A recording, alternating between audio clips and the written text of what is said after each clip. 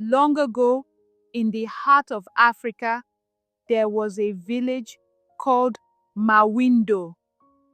The village was surrounded by thick forests where a mighty serpent named Ngondo ruled. Ngondo was no ordinary snake. He was as long as a river and had lived for centuries. He controlled a sacred valley, and anyone who dared to enter his land never returned. For many years, people feared the valley and took long, difficult routes to avoid it. But one day, a bright yellow bus appeared in the village. The bus, named Rafiki Express, was driven by an ambitious young man named Juma. He had just started a transport business and wanted to find the fastest route to the neighboring town. "Why take the long road when I can cut through the valley?" Juma told the villagers. The elders warned him.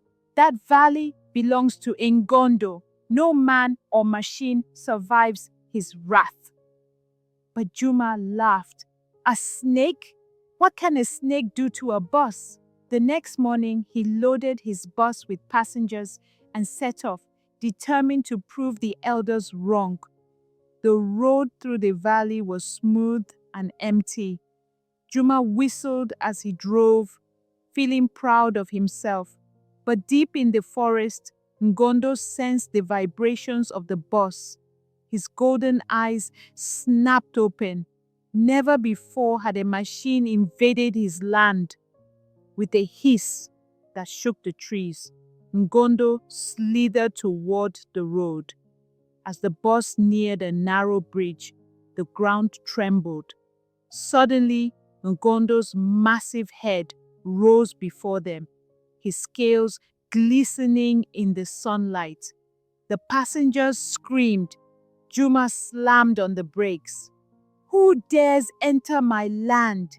the serpent's voice boomed. Juma, sweating, tried to turn the bus around, but it was too late. Ngondo coiled around the bridge, blocking their escape. His tongue flickered, tasting their fear. "You mock my power," the serpent hissed. "For your arrogance, I shall teach you a lesson." With one swift motion, Ngondo struck, his giant fangs sinking into the bus's tires. Hiss! The air escaped, leaving the bus stranded. The passengers wailed, begging for mercy. Seeing their terror, Juma fell to his knees. "Great Ngondo, forgive me. I did not respect your land. Spare us, and we will never return." Ngondo stared at him for a long moment. Then, in a deep rumble, he spoke. "Let this be a warning. Never again shall iron and fire disturb my home." With that, he uncoiled and slithered back into the forest, vanishing like a shadow. Juma and the passengers pushed the bus back to the village, never daring to enter the valley again. From that day on, the people of Mawindo honored Ngondo's law, and the valley remained untouched. And Juma? He became the storyteller of the village, reminding everyone that nature's wrath is not to be challenged.